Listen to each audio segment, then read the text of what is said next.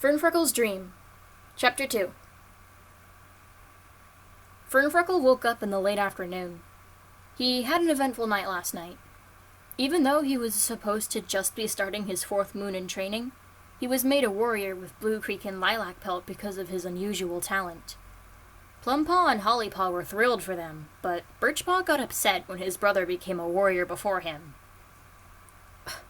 Birchpaw should be glad he didn't have to silently guard camp all night.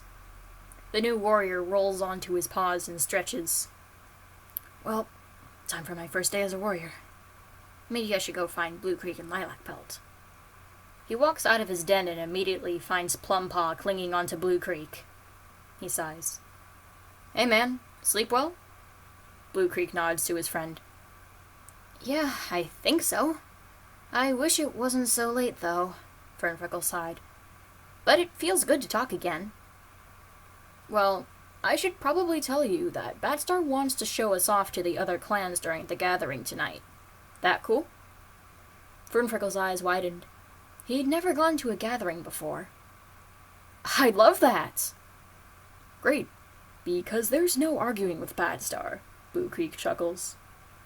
You're always right, Blue Creek, Plumpaw giggled, clinging onto his arm. He blushes lightly in surprise. What are you doing? Being blessed with your presence. That's my cue to leave. Fernfreckle looks away, slightly uncomfortable.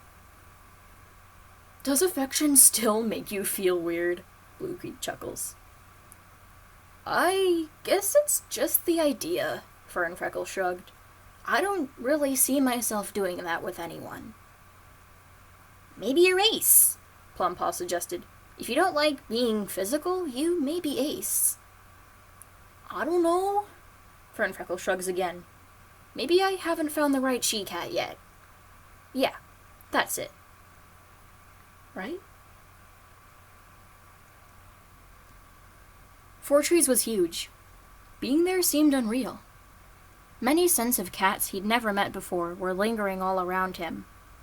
Up on the leader's rock was Batstar, who he knew well. Beside her were 2 leaders he'd only seen a few times. Quailstar, the short yet brave leader of Bracken Clan, and Rainstar, the tall and strict leader of Frost Clan. They all seemed so high and mighty up there. I wonder what it's like to sit on that rock. It looks really tall. Hello there! A small white she-cat approaches them. She has a few silver freckles on her cheeks and blue eyes. I've never seen you before. Yeah, Fernfreckle admitted, surprised that she was talking to him. This is my first gathering. Well, welcome. I'm Dovepaw, a proud Frost Clan apprentice. It's a pleasure to meet you. You too. Fernfreckle nods and shakes her paw. Where's Flower Clan? How do you know about Flower Clan? I'm a warrior. Of course I know about Flower Clan. Everyone knows there's 4 clans. You're a warrior? No kidding! You still look like an apprentice! I just recently became a warrior, and I'm still pretty young. Whoa, so cool! Dovepaw's eyes light up with awe. Dovepaw, what are you doing? A tall, gray, marbled Tabby Tom runs up to them. Because of the golden coat wrapped around his neck, Fernfreckle could tell that he was from Frost Clan as well. Just saying hello to the new Tom, Dovepaw giggles. He's really nice. Well, that's good, but you should stay with the other apprentices and not wander off on your own, okay?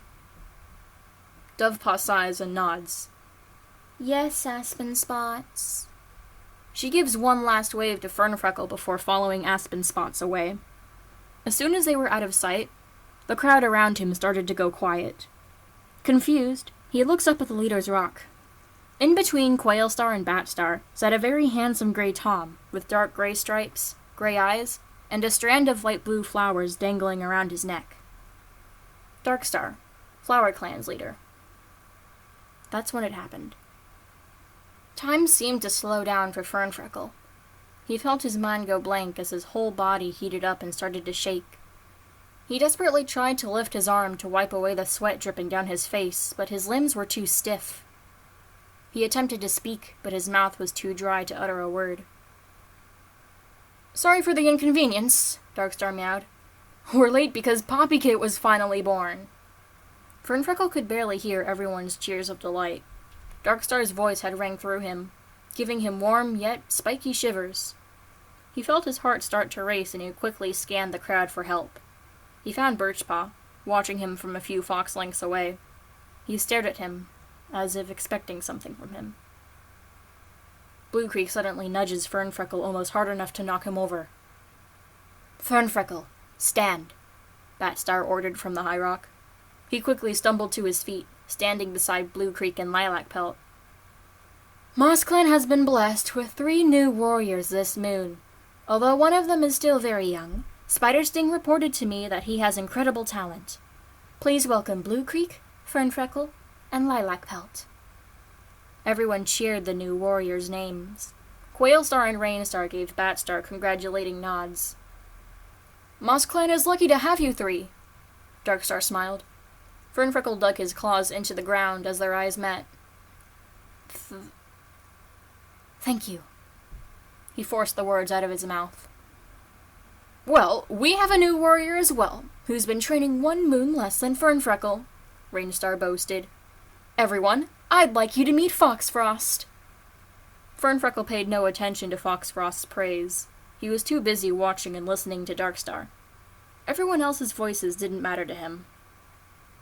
"Ivy Petal is expecting Applestorm's kits," he announced cheerfully. "She moved into the nursery last night. Who else agrees with me that she chose the right time to have kits? Poppykit will have some playmates." Fernfreckle again tried to speak up, but couldn't. He instead started to blank out again, completely unaware of what was going on around him once more. He squeezes his eyes shut and feels himself sit down. His legs felt numb. "Fernfreckle, are you okay?" Lilac Pelt whispered. "You look super red." I don't know." The young she-cat glanced up at the high rock in confusion. "Did Quailstar stun you or something?" No. I think it was Darkstar." "Darkstar? But he's a Tom." "I know,"